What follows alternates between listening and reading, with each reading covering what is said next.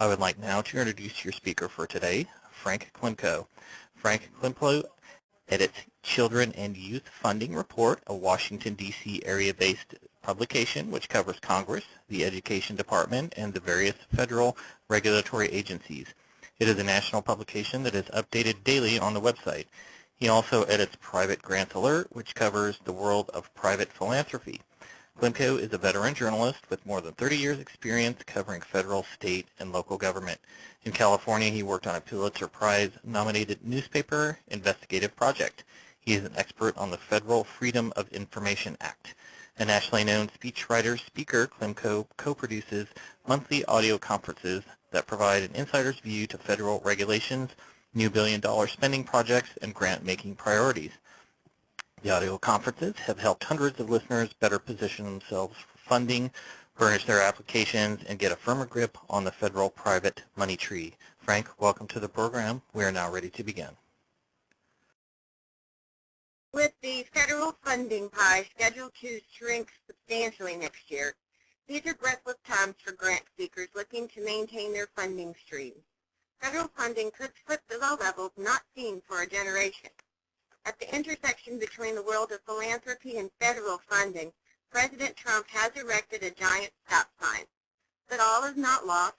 Keep in mind that there are roughly more than 1.5 million nonprofit organizations registered in the United States. Private grant-making organizations dispense about $335 billion per year.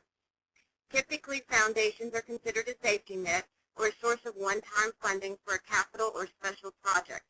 The right funder, approached in the right way, can provide support for daily operations and overhead, providing ongoing sustenance even in this new, harsher giving environment. If you're like a lot of nonprofits, you're looking at foundations as a source of funding to make up for ever-tightening federal support. And while seeking money from a foundation has its own challenges, foundations can be a source of funding support for general operations, allowing nonprofits to continue to successfully provide services to their community.